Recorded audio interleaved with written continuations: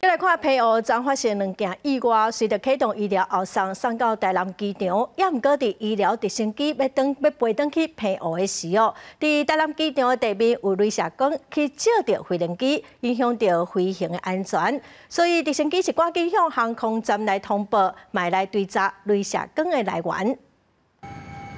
一片黑暗的环境当中，日射的光线是非常的光，对地面一只往天顶来照，干扰飞行的安全。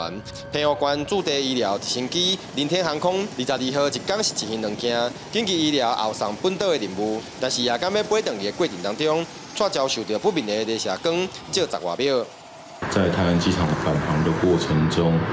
发现舱外有镭射光束在进行照射，所以我们当下有进行了拍照以及录影搜证的动作，但此行为还是非常严重影响飞航安全的问题。台南机场是军用的机场，离场的航机遭受到镭射光来照，要追查教有民众恶作剧，以军机日前立法院3读通过民用航空法修正案，相当会当处90万的罚金，或者是7档以下的徒刑。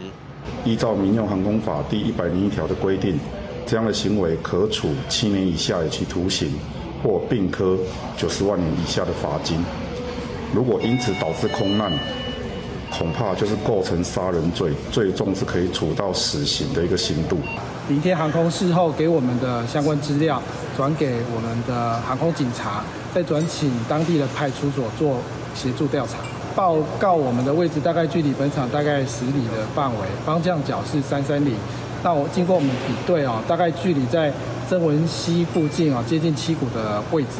好在迄当时病患已经是无伫飞行机顶悬，无影响病患后送就医的安全性。但是这个行为相当严重影响飞行的安全。后续相关单位嘛将会对客镭射光来照航空器的民众依法来纠责。记者王正云，澎湖台南报道。